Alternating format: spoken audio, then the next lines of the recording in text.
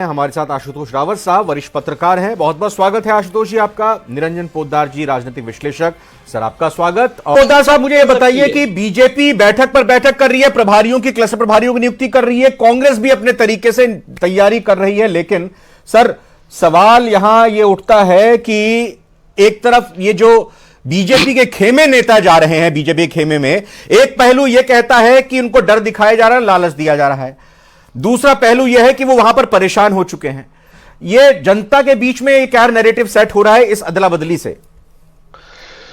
ऐसा है रविंद्र जी, एक बार एक बच्चा जो है वो स्कूल के अंदर गाय के ऊपर निबंध तैयार करके लेके गया, लेकिन स्कूल के अंदर जो निबंध जो आया वो आ गया था प्रकृति पे।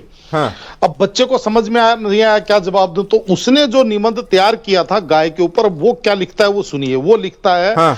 कि प्रकृति हमारे पूरे वातावरण को साफ रखती है, उसके अंदर हरियाली होती है, हरी हरी घास होती है, गाय घास खाती है और गाय हमारी माता है, उसके 2 सींग होते हैं, 1 पूंछ होती है, 4 पैर होते हैं, वो हमें दूध देती है। यानी कि बाकी का निबंध सारा का सारा उसने गाय पे चिपका दिया।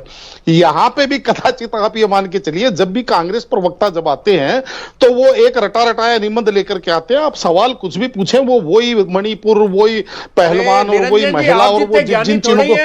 आप जितने ज्ञानी नहीं है ना, आपके जितने ज्ञानी नहीं है ना, आप ही हैं ज्ञानी। तो जनाब तो कोई ज्ञान है ही नहीं। नहीं राजेंद्र ज्ञान की बात नहीं कह रहे हैं। नहीं अरे मजाक कर रहे हो रविंद्र जी। मतलब आप एक राजनीतिक विश्लेषक से इस तरह की नहीं भाषा का देखिए वो क्या बोलेंगे उस पर मेरा तो बस नहीं है, लेकिन मैं बता रहा हूँ आपको बात। एक मिनट सर, एक मिनट सर, इतनी थोड़ा टाइम है क्या कहानियां सुनाएंगे? नहीं उनका ये कहना है नहीं उनका ये कहना है कि सवाल कुछ भी पूछेंगे लेकिन जो सोच कर आया जवाब वही देंगे। जैसे उस छात्र ने प्रकृति पर सवाल किया, उसको गाय का निबंध आता था, तो उसने गाय के बारे में लिखा, प्रकृति को तो वो जानता नहीं था। ठीक है, मुझे एक बात बता दीजिए निरंजन जी से मैं सवाल पूछता हूं, क्या 45 सालों की सर्वाधिक बेरोजगारी नहीं है देश में?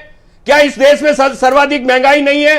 क्या 100 दिन के अंदर महंगाई खत्म करने का 2014 में इन मुद्दों को बताइए, निरंजन जी इसका जवाब दीजिए। और इन मुद्दों को कांग्रेस कैसे जनता के बीच लेकर जा चुकी है अभी तक? ये निबंध आप भी याद कर लीजिए निरंजन जी, आप भी देश के नागरिक हैं, आपकी भी जिम्मेदारी है।